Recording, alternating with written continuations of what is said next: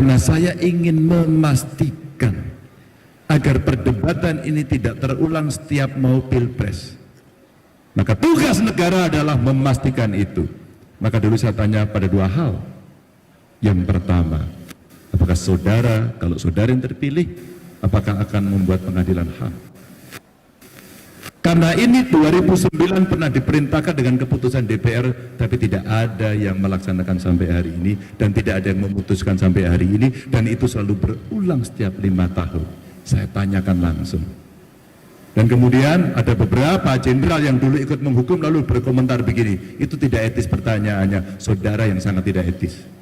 Saudara dulu yang memutuskan dan saudara hari ini berada di kubunya dan Anda membalikkan pikiran itu. Saudara yang tidak etis.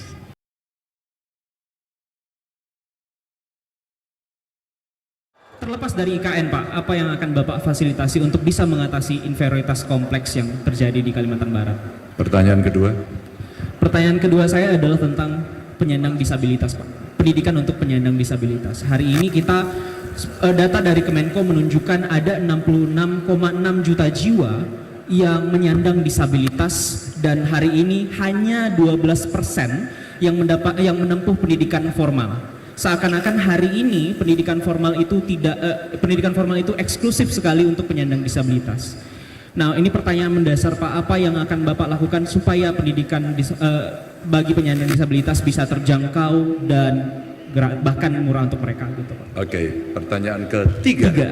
Nah, yang ketiga, karena background saya adalah memang dari akademisi juga, Pak, saya ingin menanyakan. Kamu ngajar? Saya ngajar juga, Pak. Oh, oke. Saya ngajar juga sempat ngajar di FISIP juga, Pak. 1 tahun belakangan ini. Hari ini, Pak, untuk anak-anak mahasiswa mendapatkan jurnal ilmiah yang mereka ingin pelajari itu sangat sulit sekali, Pak, karena biayanya sangat mahal. Pun kalau mereka bisa mengakses jurnal tersebut, mereka harus membayar dengan harga yang mahal dan dapat diakses hanya 48 jam saja, Pak. Itu menunjukkan bahwa hari ini universitas tidak memiliki pendanaan yang besar untuk bisa mengakses jurnal tersebut. Padahal publik umum dan mahasiswa, Pak, itu punya hak untuk bisa mengakses pengetahuan. Walaupun pengetahuan sudah bisa diakses dimanapun dan kapanpun, tapi harganya sangat mahal, Pak. Ini menunjukkan bahwa kita hari ini masih kesulitan dalam mengakses pengetahuan. Nah, yang kemudian berikutnya adalah, Pak, ada kekhawatiran, ini ditulis oleh Profesor Budiman Minasni, beliau adalah profesor di Australia. Beliau menunjukkan kekhawatiran bahwa hari ini banyak peneliti di Indonesia yang menulis artikel jurnal ilmiah itu lewat proceeding, lewat seminar, Pak. Sehingga Scopus melihat bahwa Indonesia itu tertinggi di Asia Tenggara untuk publikasi jurnal ilmiah, Pak. Tapi dari 51.000 yang diterbitkan, sebagian besarnya itu proceeding hasil seminar internasional, Pak. Sehingga banyak yang beranggapan, dunia internasional beranggapan bahwa Indonesia memiliki kualitas yang rendah dalam publikasi. Artinya satu, Pak, kita mementingkan kuantitas daripada kualitas, Pak. Bagaimana apa yang akan Bapak lakukan supaya ini bisa, pertama, ini terjangkau, dan yang kemudian kedua, peneliti bisa menghasilkan kualitas. 3 pertanyaan ini suasananya rasanya kayak debat kandidat. Tapi nggak apa-apa. Saya mau sampaikan pertanyaan Reni sebut sebagai representasi anak muda, keren, berbobot, dan saya orang yang meyakini inferiority complex tidak perlu ada. Karena apa? Ray sudah menunjukkan dirinya bahwa dia tidak hanya setara dengan pendidikan yang tadi dikhawatirkan lebih rendah dari Jawa, tapi dia dengan pertanyaan ini kualitasnya sudah melebihi yang dari Jawa. Itu tadi yang disampaikan Ray. Terima kasih Ray. Satu-satu ya. Inferiority complex. Kalau kita melihat seperti itu, hari ini seluruh batas-batas wilayah itu hilang. Karena apa? Karena alat ini. Maka teman-teman, saya ingin sampaikan bahwa inferiority complex tidak perlu ada karena sebenarnya orang bekerja juga tidak harus ada dari Kalimantan Barat. Menurut kami beliau, Pak, kemampuan yang lebih tinggi sumber daya manusia yang ada di Jawa. Saya tidak bermaksud mendikutumi, tapi hari ini karena saya menyampaikan bahwa ini case itu terjadi di Jawa, maka sebenarnya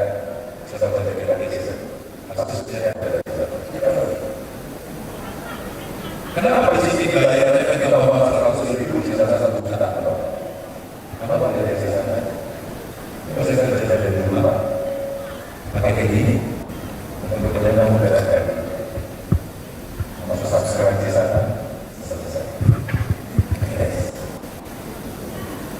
Dua anak-anak kesalahan kita dia mengikuti lomba dan lomba itu keberhasilan internasional untuk membuat satu komponen pesawat terbang secara individu. Dia hanya saya kira workshopnya ada di rumahnya. Dia dulu seluruh syarat itu dia kerjakan di situ dan kemudian dia pikir ke sana dan dia dapat perubahan. Kita bisa menggunakan keterampilan kita menggunakan teknologi, selesailah sudah semua itu. Maka nggak ada lagi batas-batas wilayah karena itu akan diterjang oleh digitalisasi yang sekarang ada. Jadi inferiority complex yang mungkin melembaga bukan kasus 1-2 orang, maka betul yang mesti diperbaiki adalah sistem pendidikan yang ada. Maka tadi bagaimana kemudian kampus-kampus agar bisa menyiapkan ini dengan baik? Kenapa sih sekolah kita setidaknya sampai tingkat sekolah menengah itu mesti gratis agar akses pendidikan bisa diterima oleh siapapun, agar semua bisa menerima. Kalau tidak akan ada keadilan. Saya berkeliling seluruh Indonesia dan saya mulai kampanye saya dari Merauke. Baik. Kenapa dari Merauke? Kenapa saya tidak mengambil tempat di mana dari sisi elektoralnya tinggi? Baik, Merauke dikit, tempatnya jauh. Ngapain? Karena saya ingin melihat ujung-ujung Indonesia dalam kondisi yang sebenarnya. Dan akhirnya betul saya melihat ketidakadilan itu di sana. Apa yang mesti kita lakukan? Affirmative action. Tindakan afirmasi, tindakan khusus yang kita berikan agar ada daerah-daerah yang ada, kalau boleh saya sebut ya, di remote area yang jauh 3T, yang itu juga akan menjadi kekuatan kita di balik. Kita twist dikit, kalau daerah perbatasan itu biasanya jelek, kenapa tidak dibikin itu lebih baik? Sehingga kita akan merasa bangga di pintu gerbang masuknya Indonesia. Di pemerintah ini saya respect. Karena apa? Karena perbatasannya dibangun. Meskipun belum semuanya, tapi jauh lebih baik dari sebelumnya. Salah satu orang yang dulu ngotot untuk memperbaiki perbatasan itu namanya Pak Cornelis.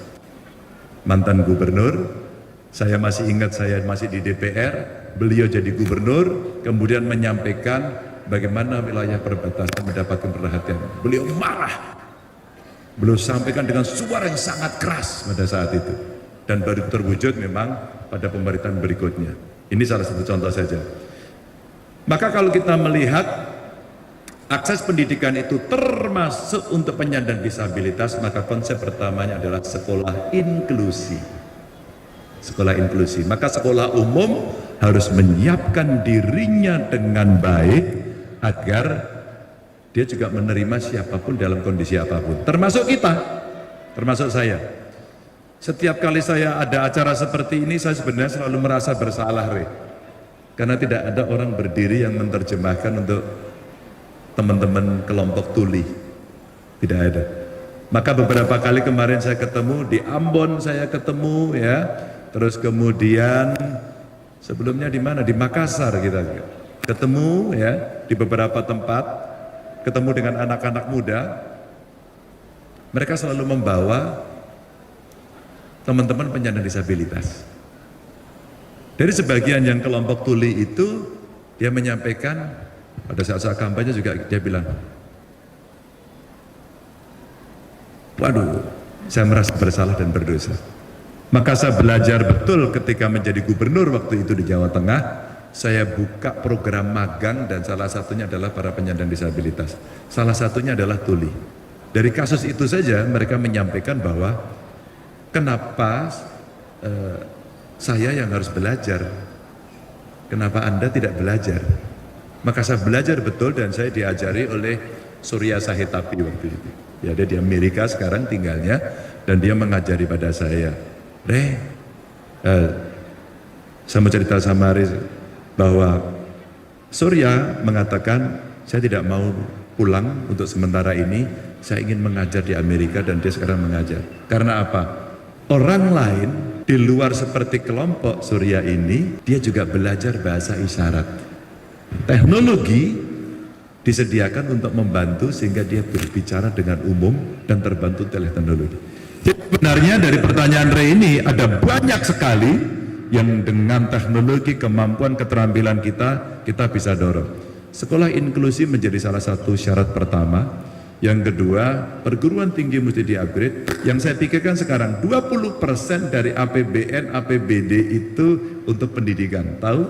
Kalau APBN kita hari ini 3.000 triliun, kira-kira, maka kemudian 20%-nya adalah 600 triliun. Kalau 600 triliun, itu kita manage dengan baik untuk dunia pendidikan kita, perguruan tinggi kita, rasanya tadi untuk mendownload atau mendapatkan informasi dari jurnal internasional tidak terlalu sulit. Ada kebijakan beberapa negara yang bagus sekali. Setiap buku baru kita membeli hak ciptanya, kita terjemahkan. Dan negara dengan pajak 0% kalau tidak salah terkait dengan produksi buku ini adalah India. Itu luar biasa. Maka di banyak kampus-kampus besar harus seperti itu. Tapi ketika kita mau bicara anggarannya kurang, kita tidak bisa minta anggarannya dong. Enggak bisa. Anggaran kita terbatas. Maka apa yang mesti kita lakukan? Yang kita lakukan adalah APBN-nya meningkat. Bagaimana cara APBN meningkat? Satu, yang ilegal dibabat. Semua yang ilegal dibabat. Maka semua akan masuk dalam pendapatan negara. Termasuk antara lain pajak. Kalau pajaknya tidak dikorupsi, maka semua akan aman. Maka rasanya begitu penting Presiden memantau langsung pengelolaan pajak ini. Dan sumber daya alam lain yang harus punya nilai tambah mesti diproduksi di tempat kita. Tapi itu artinya SDM mesti siap. Maka seperti perdebatan, apakah tenaga kerja asing itu boleh masuk atau tidak? Dan ini pengalaman saya sebagai gubernur waktu itu, Pak Ganjar itu kenapa banyak tenaga kerja asing? Oke, kalau perlu besok saya suruh pulang. Tapi hari ini kita siap atau tidak? Kita mesti menjadi realistis agar kita tidak sekedar omong-omong. Pakai G loh ini, pakai G. Karena ini geremuk-geremuk. Nah dari situlah kemudian proses pendidikan yang Re sampaikan tadi, itulah kenapa harus menjadi prioritas pertama. Karena kita sedang mendapatkan bonus demografi. Kalau bonus, maka lihatlah pengalaman Korea Selatan, lihatlah pengalaman Jepang, ini Asia aja. Dan terakhir yang memanfaatkan ini dengan baik adalah Tiongkok. Tiongkok itu bonus demografinya baru tahun 90-an loh, di awal. Tapi kamu tahu, sekarang luar biasa peningkatannya dan hari ini menjadi negara yang sangat besar, ditakuti oleh seluruh dunia. Apabila Pak Ganjar nanti terpilih menjadi presiden, saya ingin menanyakan 100 hari kerja pertama Bapak, apa yang akan Bapak lakukan untuk Indonesia? Nah, hebat sekali. oke. Harapan saya masuk di dalam 100 daftar 100 hari kerja Bapak, salah satunya itu adalah saya ingin meminta Bapak untuk segera sahkan undang-undang tentang perampasan aset bagi koruptor. Indonesia ini Pak, Indonesia ini kaya, kaya akan sumber daya alam. Tapi kok kita melihat banyak sekali rakyat Indonesia masih susah payah. Nah, itu semua karena terlalu banyak kasus korupsi yang sampai saat ini itu enggak tahu undang-undang itu kenapa sampai sekarang tidak disahkan. Yang kedua, saya ingin juga masuk dalam list Bapak, tolong jangan hanya pas kampanye ini muncul terus mengenai pelanggaran HAM. Itu harapan kami juga. Itu mohon untuk segera diselesaikan agar ini tidak menjadi bahan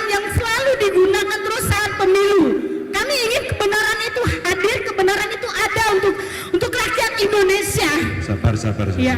Oke, tepuk tangan teman-teman buat Oke, sekian. Terima kasih. Oh, tepuk tangan. Langsung dijawab ya. boleh Pak. Saya tidak punya program 100 hari pertama. Kenapa harus 100 hari pertama? Kenapa? Ada yang bisa menjawab? Kenapa kok selalu orang bertanya 100 hari pertama? Ada yang tahu sejarahnya? Di banyak negara maju 100 hari pertama seorang presiden begitu dilantik dia punya hak untuk merubah apapun. Di Indonesia tidak. Di Indonesia tidak. 100 hari pertama mengesahkan undang-undang nggak mungkin. Anda mau saya bohong? Atau saya kasih jawaban yang tegas? 100 hari pertama yang memungkinkan kalau pada konteks undang-undang perampasan aset adalah lobby dengan DPR masuk prioritas dan masa sidangnya dibahas. Pak Ganjar bisa, saya 2 periode jadi anggota DPR dan pada saat itu saya berada di badan legislasi. Saya tidak akan membohongi anak muda. Saya yang paling rasional. Maka kenapa tidak ada 100 hari pertama? Mau apa untuk tidak ada kewenangan di 100 hari pertama? Kecuali Anda berada di negara luar sana. Begitu presiden bertanda tangan, dia bisa melakukan apapun. Di Indonesia, presiden harus mengikuti seluruh peraturan perundang-undangan yang dilakukan. Tapi saya mau sampaikan sama kamu, saya sekarang sudah mendesain kalau pelantikan presiden itu bulannya adalah Oktober, maka 2 bulan yang bisa dikerjakan adalah KTP Sakti. Apa itu KTP Sakti? Satu data Indonesia yang bisa kita pakai untuk menyelesaikan persoalan. Apakah seluruh persoalan? Belum. Baru masuk pada 2 sektor yang hari ini relatif siap. Satu pendidikan, datanya bagus. Yang satu kesehatan, yang lain belum. Ini mau tak kasih data ya. Yus. Maka apa yang bisa kita lakukan? KTP Sakti inilah pendataan pertama yang bisa kita pakai dalam 2 bulan. Dari sisa anggaran berjalan sampai bulan Desember. Baru 2025 teman-teman kita menyiapkan lagi itu.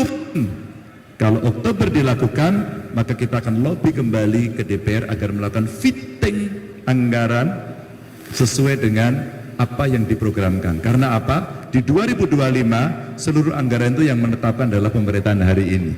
Baru yang nanti yang paling murni itu di 2026. Oke, rasanya yang ini tidak banyak diketahui oleh publik, rasanya. Maka sebenarnya komit yang disampaikan apakah kemudian pemberantasan korupsi itu menjadi penting, termasuk perampasan aset, jawabannya sangat penting.